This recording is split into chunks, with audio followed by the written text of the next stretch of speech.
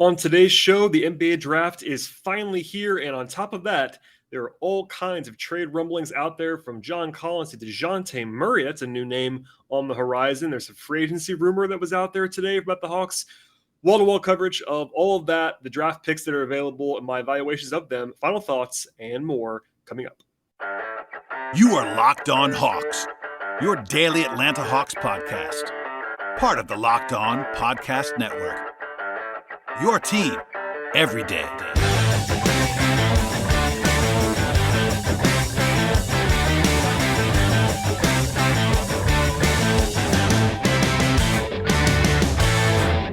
Hello, friends. Welcome to episode 1267 of the Locked On Hawks podcast. I am your host, Brad Rowland, coming to you deep into the night on a Wednesday evening into Thursday. It's about 11 p.m. Eastern as I start this podcast on the night before the draft, and that's important to timestamp this pod because this time of year, nothing is safe. Try to wait as long as I possibly could to record and still get it up for the overnight crowd and into the morning. So here I am, but there's been reporting even very recently. I'm going to go through all the rumors at the top of the podcast, and then the second half of the show will be my final thoughts on the NBA draft and the players available in the Hawks range, trade up range, trade down range, etc. But thank you for joining me on the podcast. As always, if you're a new listener, and I'm sure we have some of those people coming up right now as the one of the prominent times of the NBA calendar is upon us. Thank you for listening. And also, please subscribe to the podcast on Apple Podcasts or Spotify, Stitcher, also on the YouTube side, video-wise. All of that is very appreciated. I would say subscribe across platforms, as well as follow us on Twitter at Locked On Hawks. Follow me on Twitter at BT Rowland. And we'll dive in now first with the rumor roundup. I will say this is my fifth show of the week already, and I did a bunch of rumor roundups already, including one that dropped on Tuesday. And there's been some new stuff, but I'm going to not go back too far on that stuff. So I recommend always listening to the previous podcast. There's still some relevant information on all of those shows. But in the last 24 hours or so, I'm going to go in sort of in an order of what was reported when.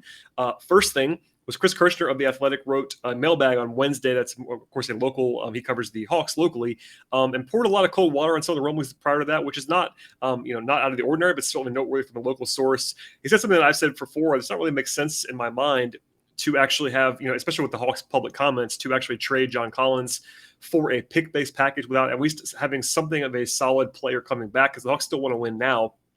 I said it before, but that's definitely worth noting. He also wrote that he is not expecting the Hawks to pursue DeAndre Ayton, at least in the mix right now, and there's no traction, is the way that he put it, right now on that front for Atlanta. Not a huge surprise to me, because I'm sure it'll surprise some Hawks fans who have been making those DeAndre Ayton photoshops in recent weeks. Still can ramp up again, but Ayton, as a reminder, is a free agent on July 1. So nothing can really happen on the Ayton front in the next 8 or 9 days. Keep that in mind as well. That's not over by any means, but not a huge priority thing in the next couple of days. Elsewhere, this is sort of an off-the-radar thing, and I promise we're going to get to Dejounte Murray in a second. But Christian Winfield of the New York Daily News, who does a good job covering the Nets and the NBA up there, reported in a story about Brooklyn coveting PJ Tucker to pair with Kevin Durant that the Hawks are among the teams that are, quote, expected to make a run at Tucker's services, end quote. This is interesting. I put it in the unlikely category, even with the reporting on this. Tucker is a great player, honestly, a very valuable role player. I think the Hawks fans hopefully saw that in the Miami series, where he was hugely valuable for the Heat against the Hawks very recently. But he's an older guy and obviously wants to play on a contending team, which the Hawks could be in some respects. But the Hawks are, of course, well over the cap at this point in time. It has to be the mid-level exception to go out and get Tucker. And for one thing, I'm not sure the Hawks are going to do that and go into the tax if they do not cut salary elsewhere, which they might do also. And for two, Tucker has already been reportedly sort of pursued, or at least will be pursued by the Sixers on a 3-year, $30 million contract, as well as Miami is going to want him back as well. There'll be all kinds of teams asking for Tucker to come to those places and kind of offering the same thing about the mid-level exception. So the Hawks don't really have anything special to offer him.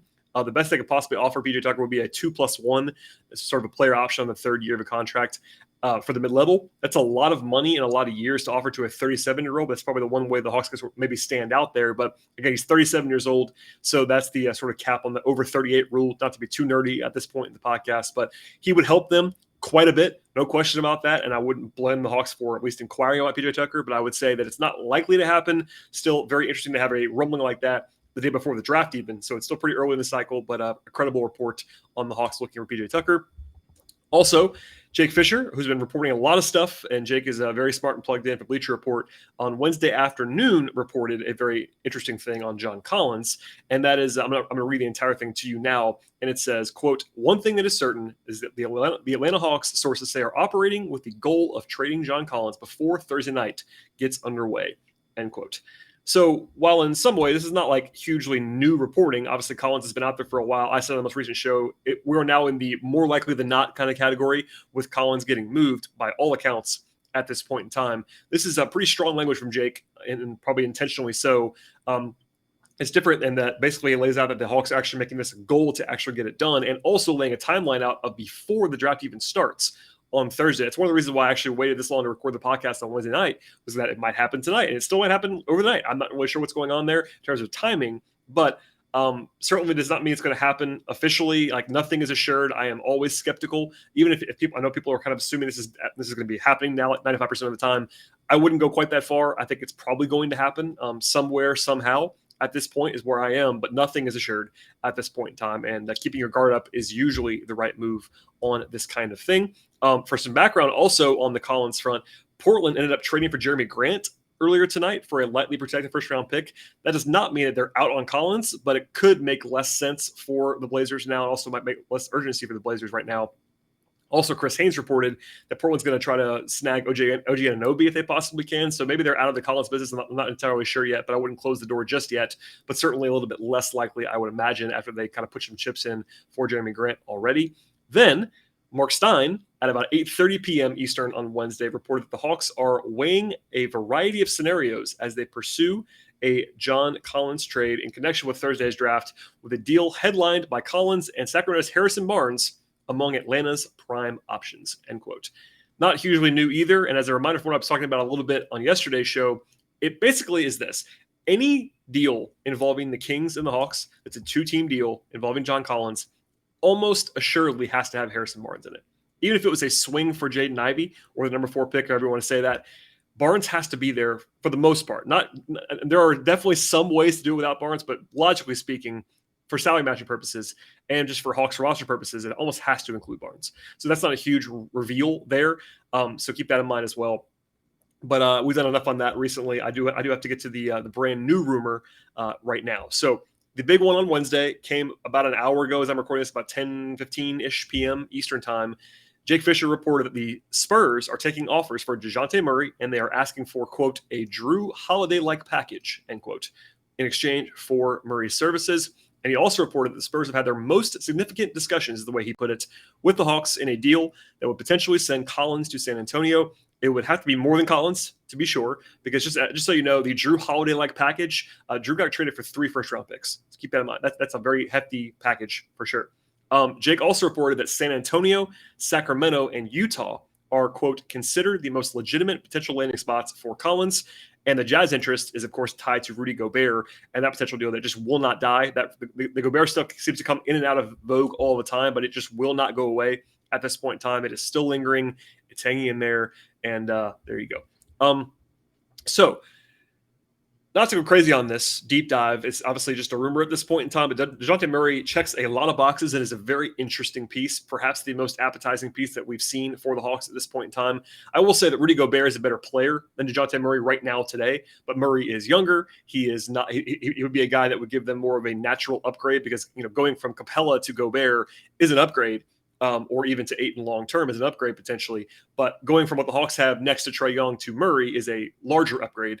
And Murray is a guy who signed for 2 years at a good contract, etc. The appeal is very obvious on Dejounte Murray. There are differing schools of thought as to how good he is. Like, he was an all-star this year, kind of in a weird way. I think he probably wasn't quite on the level of like top 25 player in the league. That's usually what the all-star team is, but he's like a top 40 guy in the league, something like that. That's still a very, very good player on a good contract.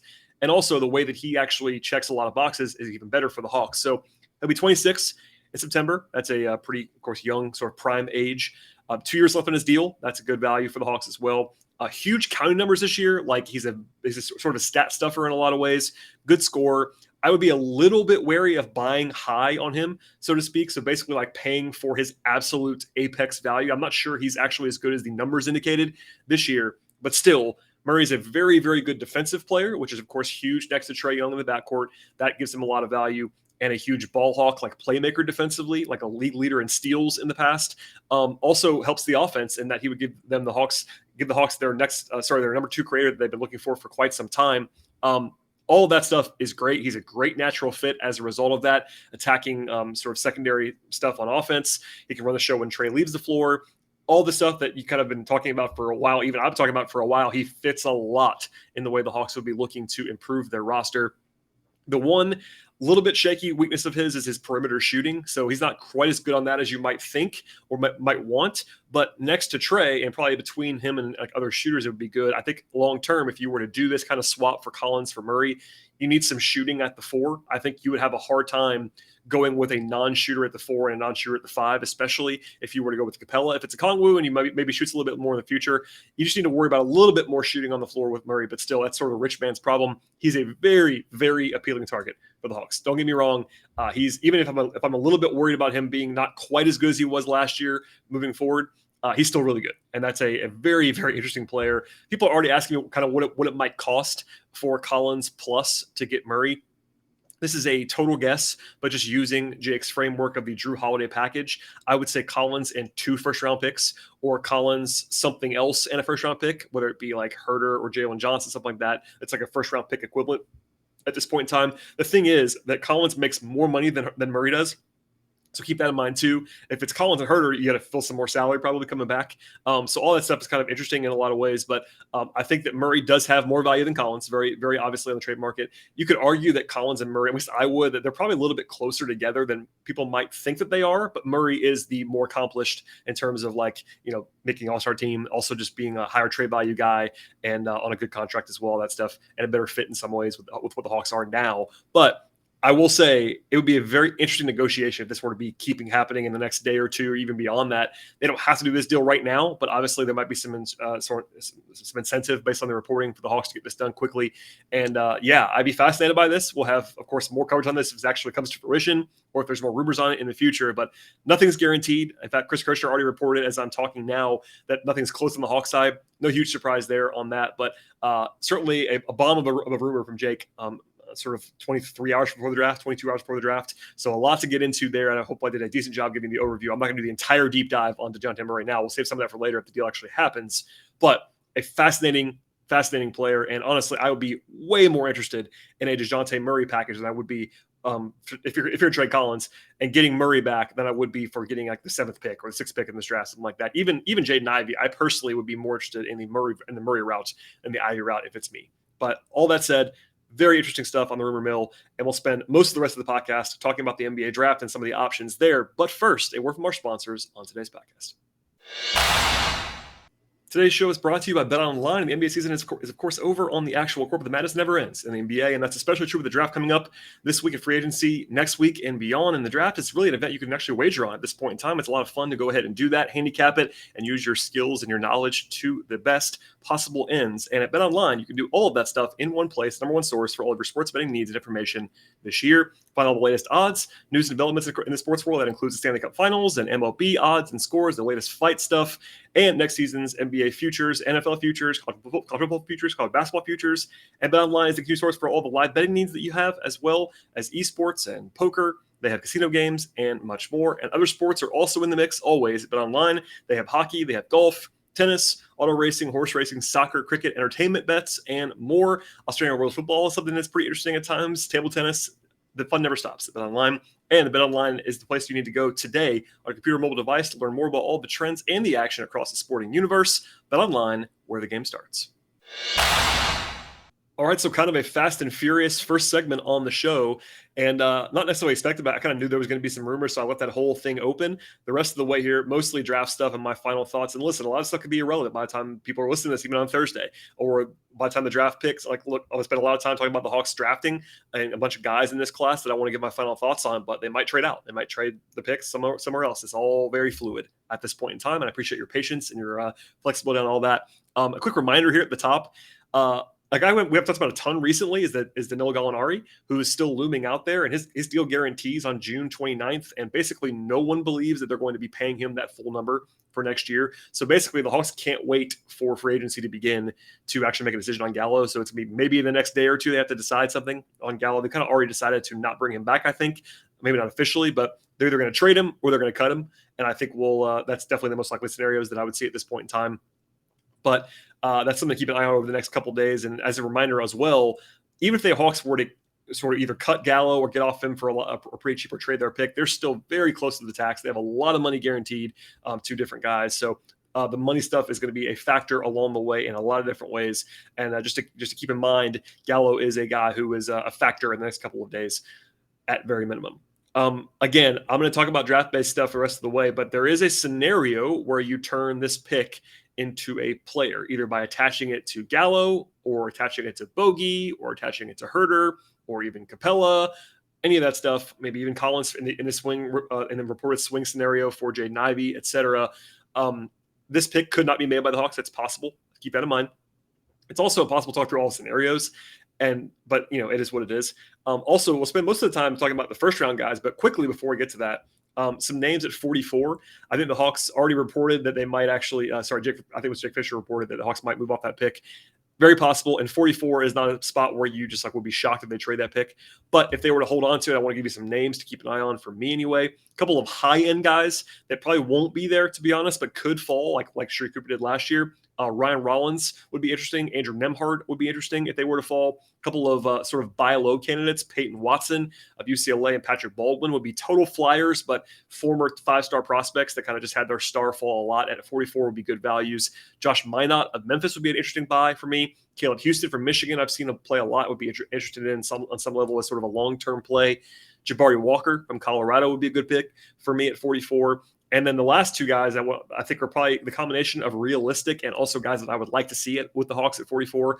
Justin Lewis of Marquette and Arkansas's Jalen Williams. That's a different Jalen Williams than Santa Clara's we'll come back to later on.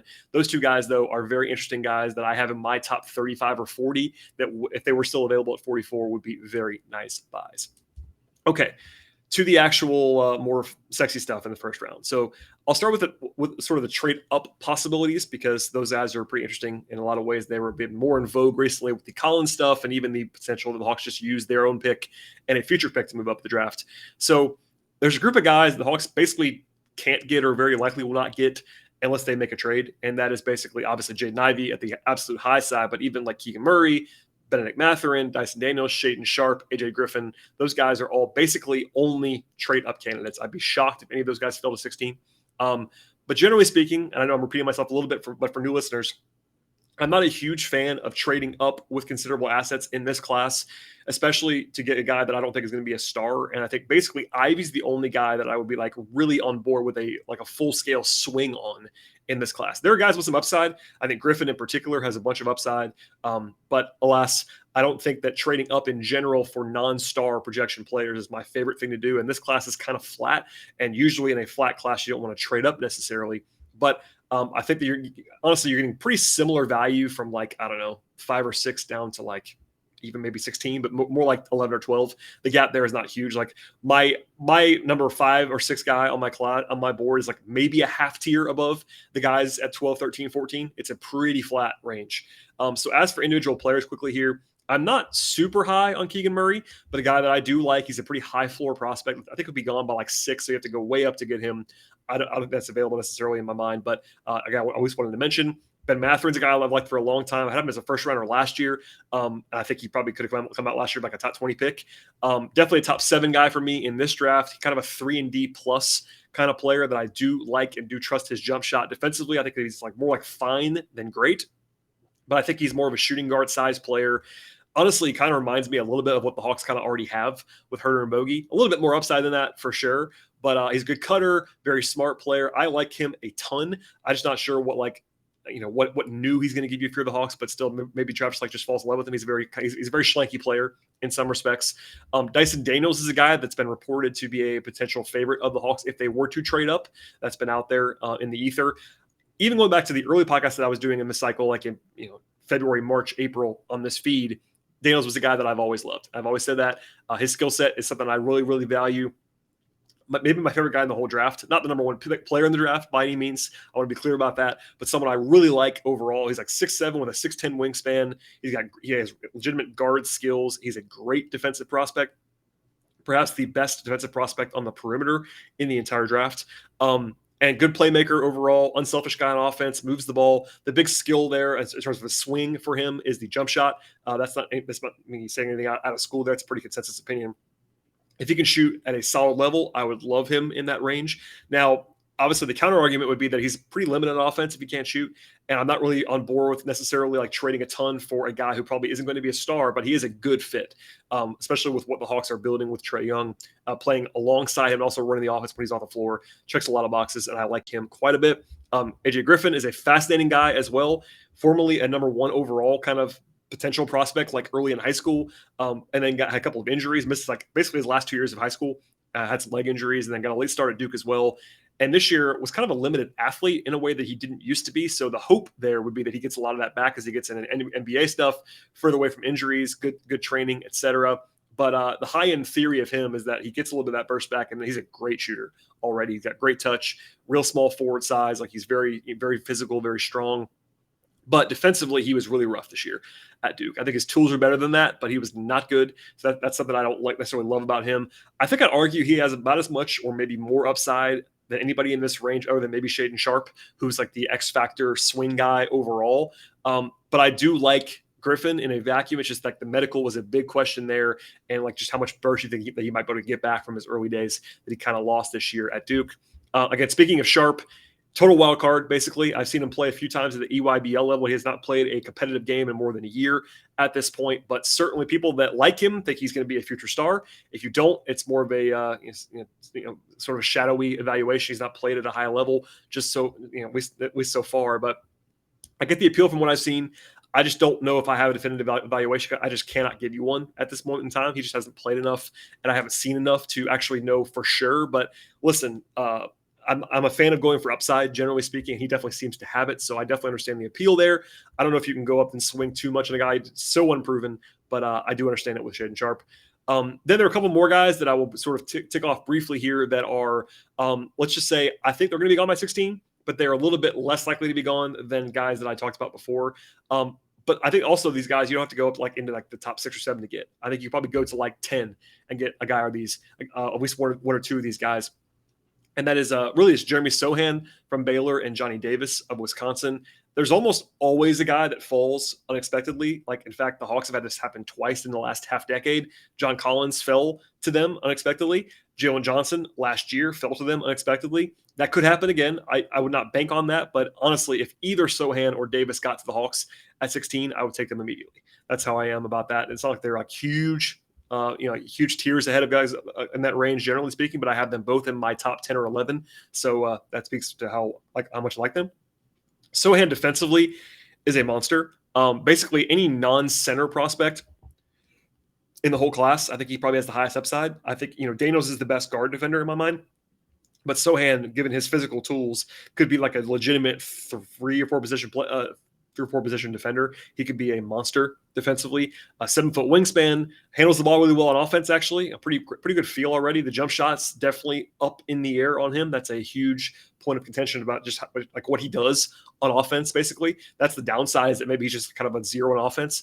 I don't necessarily buy that, but that's one of the concerns. But a great high field guy on defense, and I like him a lot on that end of the floor. And then Davis was a guy at one point was like a top 6 guy in this class because he was like a National Player of the Year candidate. Cooled off a little bit late in the year at Wisconsin. I don't think he's quite at that level, but he can already score. Even when people were sort of loading up on him at Wisconsin, he was still able to score effectively. I think he's a secondary guy in the NBA. With the Hawks, that's totally fine. That's what you want with Trae Young. Defensively, he's already really good. Not like elite, but I think will be a very, very solid, competitive, gritty defender. Shooting guard size, but he's a better defender than like Mathurin is, for instance. Mathurin's better on offense in my mind, at least in terms of clean evaluation for the NBA level. But yeah, I like Johnny Davis a lot as well, and would be a good pick at 16, or maybe if you have to trade up to like 12 or 13 to get him, something like that. So basically, that's all the guys that I could see the Hawks trading up for in this draft, or using the Collins pick or whatever. Obviously, the Ivy package is out there, but I'll just say it again for anybody that has not heard me say this already. Ivy is the upside swing in this draft. I understand maybe trading the farm for him, including Collins. I wouldn't necessarily be like the number one cheerleader of that move, but I do understand it because Ivy really does have the combination of size, burst, creation, potential defense, kind of anyway, to sort of entice you. I think he does have star upside if it all comes together. The reason why I'm not totally in love with Ivy in the way that some others are, and I get it for sure, is that right now he's neither a great shooter nor a great passer. And for me, it's kind of you need to at least have one of those two things as a perimeter creative type. And listen, I think the shot has come a long way already. I'm just not sure how good it actually is. In the passing is like okay, but for a guy at this level, you wanted to be a little bit better than that at one of those two things. Then defensively, I don't really care that much. The tools are okay. He's not good right now, but I think he's got enough tools to be just fine. The problem is, like, if you're playing with a Trey, you need to probably be better than okay. That's the thing. And for the Hawks, they have to buy him as a defender in a way that maybe other teams don't, because they already have to build around Trey on the perimeter. So obviously some real smokes out there still that can move up in the draft, either all the way to Ivy or something like that. But we'll get into all of that in a moment. I don't love any of that trade up stuff in a vacuum for me, or trading Collins for something like that. But I wanted to at least run down the options before we dive into the trade down stuff and the non-trade stuff at just picking a guy at 16. How about that? Just drafting someone at 16. That's one of the possibilities as well. But with all that out of the way, we'll have more coming up on the draft. But first, our final word to hear from our sponsors on today's podcast.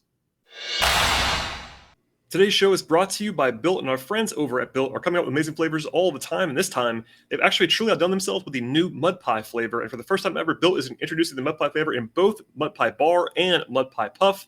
If you're not sure what the Mud Pie tastes like, you'll definitely like it if you're actually a fan of chocolate. The new Mud Pie Bar has rich whipped cream, chocolate mousse, smothered in 100% real chocolate, and topped with cookies and cream crumble. You have to try this as soon as possible, and you need to hurry because Mud Pie Bar and Mud Pie Puff are only available for a limited time. Visit Built.com, taste the deliciousness for yourself. If you're not convinced, by the way, we say the best for last. It's actually good for you on top of all that other stuff. No, really, Built products are low calorie, high protein, and low sugar. 16 grams of protein, only 150 calories, and 8 grams of sugar in a mud pie. And it's like your mom baked the most deliciously creamy chocolate mud pie and wrapped it up just for you in one spot. Mud Pie Bars and Puffs are available right now at Built.com. They're going fast because they're both healthy and delicious. They have the ability to actually use collagen protein, which helps your body absorb it more efficiently. That provides a lot of health benefits. It tastes good, and it's actually good for you. You're going to love the new Mud Pie Built Bar and Built Puff, whether you need a snack for your workout, a late-night treat, or just a grab-and-go bite. Built is perfectly aligned on the protein bar space, both in taste, texture, and health. And stop drooling now. Go to Built.com to order your box of Mud Pie Bars and Puffs right now. You won't regret it. When you get there, go to Built.com. Of course, use promo code LOCK15, 15% off on your order with Built Bar. One more time. That is promo code LOCK15, 15% off at Built.com. All right, so we'll tackle the trade down possibilities, which is something that people not really talked about at all, honestly. I've been sort of teasing this a little bit, but there was some comments from Landry Fields. I think there was like a passing mention of trading down. Teams always want to say that they will keep that open as an option. I'm not sure if the Hawks are really evaluating trade down options, but I would be. I will say, I know most fans do not like trading down. I totally get that. It's not a sexy thing to do. But if you think that this class is flat, like I do, generally speaking, in a flat draft, you don't want to be trading up. You want to be trading back. And I think just in a vacuum value-wise, I do think that trading down would be a pretty decent option for Atlanta, given how I feel about the draft. Not everybody agrees with me on that, but I think especially if the guy that they don't like, if there's not a guy that they absolutely love at 16, I would certainly consider moving back, especially if you don't think there's like one guy that's like a half tier above everybody else. Basically, it's possible in my mind to get like the guy at 20 that you might be able to get at 16, that kind of thing. Also, there are 4 teams in this draft right now that have multiple picks after the Hawks in the first round. That's a kind of a rare situation. Houston has 17 and 26. San Antonio has 20 and 25. Speaking of San Antonio, we talked about them earlier with Murray, but sort of separately, draft-based trade. Denver has 21 and 30, and Memphis has 22 and 29. Again, it doesn't have to be a team that has multiple first-round picks in this draft and alone. That could be a future pick, could be something else. But Denver and Memphis have incentive as teams trying to win now to maybe move up and consolidate picks. Houston and San Antonio have 3 first-round picks each overall. So maybe they don't want to take 3 guys. Maybe you want to trade 2 of those guys up for the Hawks. For example, I don't think you're going to get 17 and 26 for 16. That would be kind of crazy from Houston's perspective. But there are examples in the past of teams in the mid-teens getting 2 first-rounders to move down. That's happened before. I'm not saying it's going to happen, but it's definitely possible. And I think that would be an area that I'd be interested in if I was the Hawks. I do understand that there is a faction of the fan base that does not want to pick guys at all, basically, much less multiple guys or trade down for more bites of the apple. But I will always say this: you are drafting for the future, not for rookie seasons. I understand Nate is not the most rookie-friendly guy in the world. They should have played Jalen Johnson more this year. I said that as much on the podcast.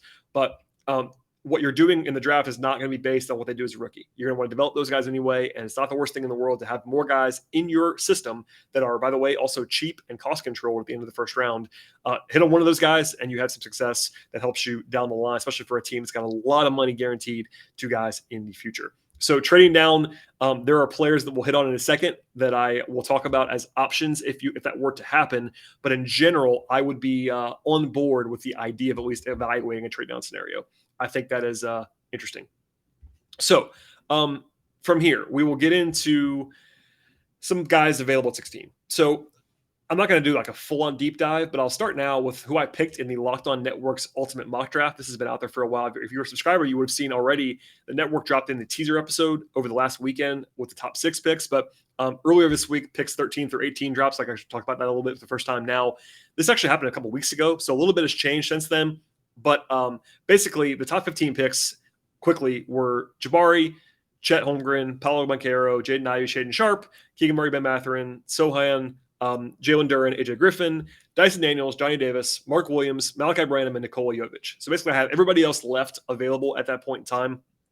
And I think that it wasn't a no-brainer for me, but I picked Tari Eason at the time. Still a guy that I think would be a very good outcome for the Hawks.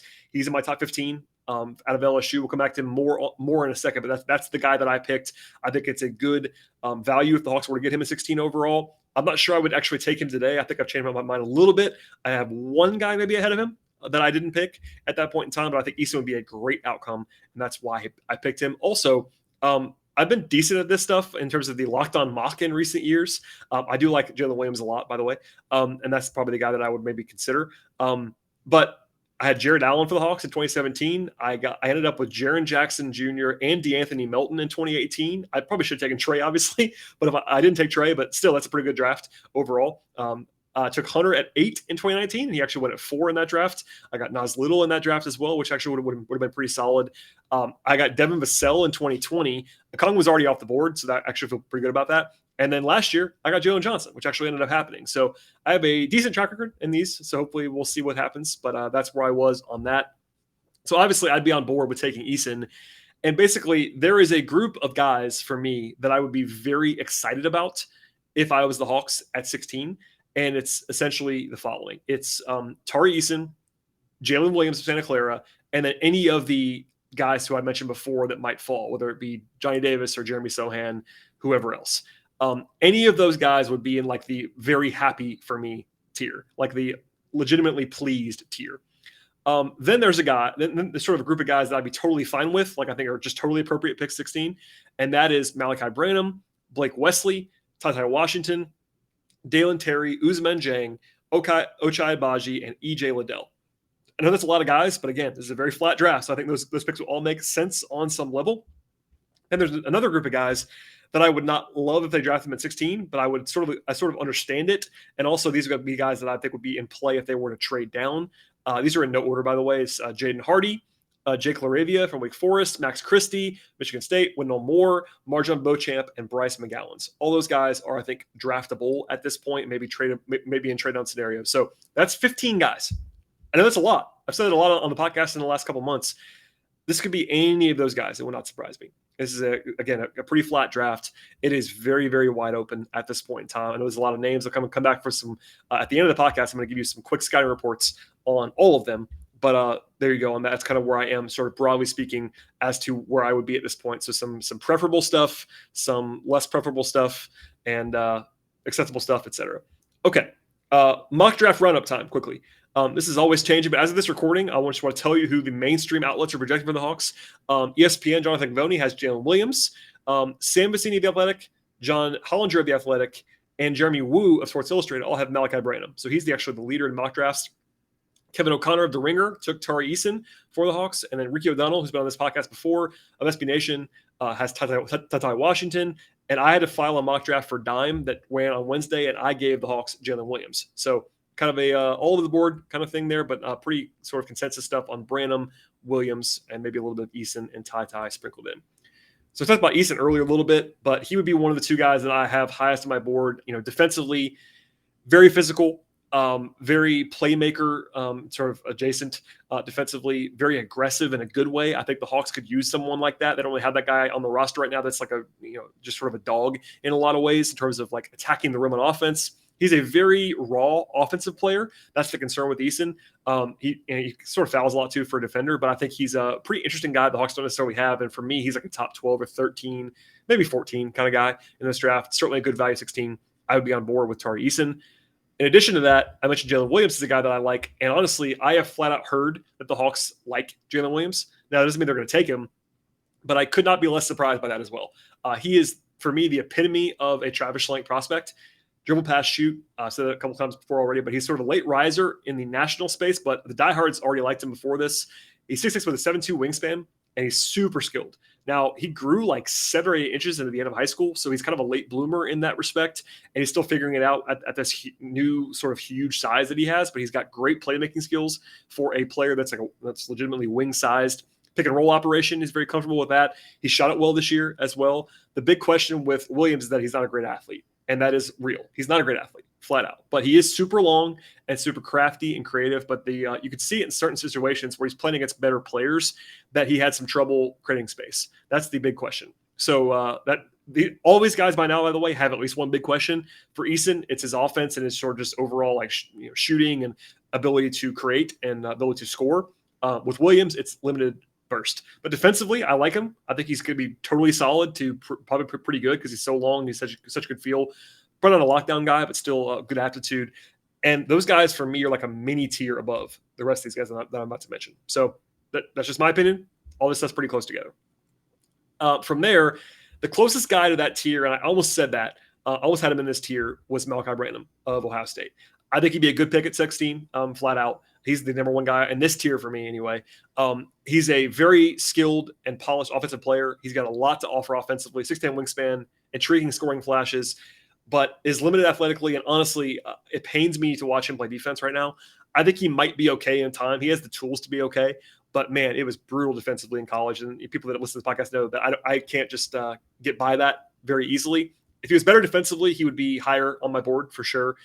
And the problem is, again, in Atlanta, you cannot handle another bad defender. Like if he's actually bad, it's going to be kind of untenable. If he's not bad, then his skill set makes a lot of sense for the Hawks. And you have to think that if they buy his defense at all, that he's an appropriate pick at this point in time. Blake Wesley is another guy in here that he's a totally different kind of prospect. He's very raw, actually. Was not very efficient this year at Notre Dame, but a lot of intriguing tools. 6'8" wingspan, kind of a combo guard, good athlete, good ball handler. It's maybe a great ball handler already. Good defensive tools as well. And honestly fits well with Trey because of that. But the shooting is a question, and finishing was not good this year at Notre Dame. So that's sort of the pluses and minuses of Blake Wesley. Ty Washington is a guy I've always liked, combo guard from Kentucky. More of a skill and polish guy than Wesley is, though, but a great floater game. I think he's going to shoot pretty well. 5-star pedigree, and usually Kentucky combo guards seem to do well in the NBA. It isn't always going to work, but it's worked in the past. Not a great athlete, though, like a very explosive guy. It could limit him a little bit on both ends of the floor. I think defensively he's going to be just fine, but more of a combo, like third guard type for me, which is not terribly sexy, but also okay if you like that archetype and that kind of player at this point. Dalen Terry, I absolutely love, and I'm having fun now that the consensus is sort of catching up to me because I've said on the podcast before, he was a guy that I was early on. I've always loved Dalen Terry, but now it's like 16's like kind of in play for him, which seems crazy, but not to me. I think he's definitely in that range. 7'1" wingspan, great defensive tools already. Played some point guard this year at Arizona. Does all the little things. The obvious comparison for me is DeLon Wright, but even taller. Now, I love DeLon Wright at a high level, obviously, but he's very competitive. Dalen Terry is good athletically. Big time defender already. He's gonna have to get a little bit stronger, but I think he's going to. And the big thing is for him is if he can shoot. And obviously that's the DeLon Wright parallel as well because DeLon's not a great shooter. But basically, a wing-sized DeLon Wright would be a heck of a player, and that's probably what Terry kind of projects to be. So I like that a lot. Ochai Agbaji is kind of an easy guy to talk about in some ways. Good shooter. I'm not sure he's an elite shooter, but he's definitely a good shooter. Pretty good defender as well. Not a special one for me, and he's a little bit smaller than you would want as like a true wing prospect. But I like his off-ball stuff on offense, and which would pretty I think fit well with Trey in some respects. I think he's a 3-and-D guy, and that's not a bad thing at all. It's just like that's exactly what he is. I think he's got pretty much no juice on offense in a lot of ways. Also, as far as like with the ball in his hands, and then defensively, he's like more of just an okay defender. So that's a valuable player. If he shoots in the high 30s from three and defends adequately, that's a very valuable player. I'm not crapping on him. It's more of the like I don't really see the upside with him a ton, but that's okay. Like that's a totally fine pick at 16. Ousmane Dieng is more of a wild card. He is 6'10", like with guard skills in a lot of ways, more sort of a point forward type. Okay-ish shooter, but not a hugely safe bet for me right now, and kind of a limited athlete for someone who's 6'10". But defensively, he has good feel, and I think he is super long and will be active and be fine. Checks a lot of boxes, kind of a weird guy to fit with, but with the Hawks and Trey, he actually makes a little bit more sense than on some teams. And then finally, EJ Liddell is the last guy I'd have in this group. Not exciting at all, honestly. He's kind of like a Baji in that way. Different player, but certainly like kind of a boring, quote-unquote, prospect. I love his defense, though. He's gotten some Paul Millsap comparisons that are very aggressive. Paul Millsap was an all-defense kind of guy that I would not project on anybody. But he is super stout, 7-foot wingspan, and people like, are really intrigued about his defense. I think I am as well. I wouldn't love him at 16. I think it's fine. But offensively, he's kind of limited in some respects. Not a great athlete, kind of ground bound in some ways. The shooting has come a long way for him, which is good to see. But some development still to go there. He's a 3-year guy at Ohio State. So he's a little bit older than a lot of these guys. After that, and I promise I'm almost done, are the trade down guys. I'll just mention these guys quickly here. Jaden Hardy is someone people are a little bit higher on than I am, generally speaking, but he's a truly gifted ball handler and could have some real upside on offense. I will say he's like my favorite. He's not my favorite like player archetype, but I think that Hardy's upside is the highest of this group by far as a scorer. He could be a legitimate scorer if that all comes together for him. He was better at the end of the year as well for G League Ignite, which is certainly intriguing for a guy who's still very, very young. Jake LaRavia is a pure role player, but I love him predictably. He can shoot it. He can pass it. He can guard. He'd be a good pick on a trade down scenario, like somewhere in the 20s. I think that's totally fine value for him. Marjon Beauchamp is a really good defensive prospect. The offense is the big question. I like those guys more than most for obvious reasons. I love defense, but I think the offense is a huge question mark for him, which is why he's probably more in that like late first, early second round mold for me. Bryce McGowan's an interesting scorer type, but he's super skinny and not super strong at this point. It's kind of the case for a lot of guys, but I think the scoring is probably what his calling card is going to have to be. Defensively, not a lot to like there overall.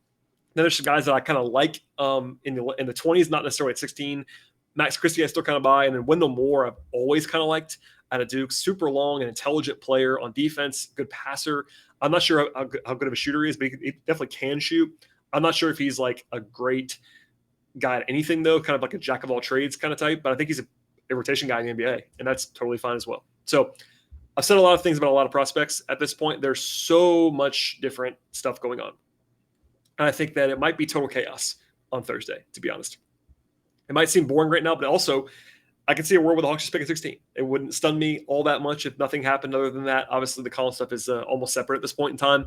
But the madness of the rumor mill is not going to stop between now and Thursday. So buckle up for all that. We'll have complete and overarching coverage of whatever happens on this podcast. I'm going to be at the Hawks facility on Thursday night. So the post-draft podcast is going to be a little bit on the later side on Thursday into Friday, but it will be up for you for the sickos late at night and then for everybody else for Friday morning's commute. So I will definitely be here with a full breakdown of any trade that happens or any draft prospect or anything that's said by Landry Fields or Travis Schlenk, whoever's talking to the media. I will be in attendance on Thursday for all of that stuff. It's a great time to subscribe to the podcast. I know most of you that listen this far are probably subscribers already, but if you're not, please do me a favor and subscribe across platforms, even Apple Podcasts, Spotify, Stitcher, YouTube, wherever you like to find podcasts, listen to them. I really appreciate all the support this time of year. Also, please follow the show on Twitter at Locked On Hawks. Follow me on Twitter at BT Rowland. And yeah, at any rate, enjoy the ride. I love the draft. I'm passionate about the draft. This is a very, very fun time of year. So enjoy all of that. And we'll see you after the draft. Or if something crazy happens, maybe Thursday. But at the very least, we'll see you next time.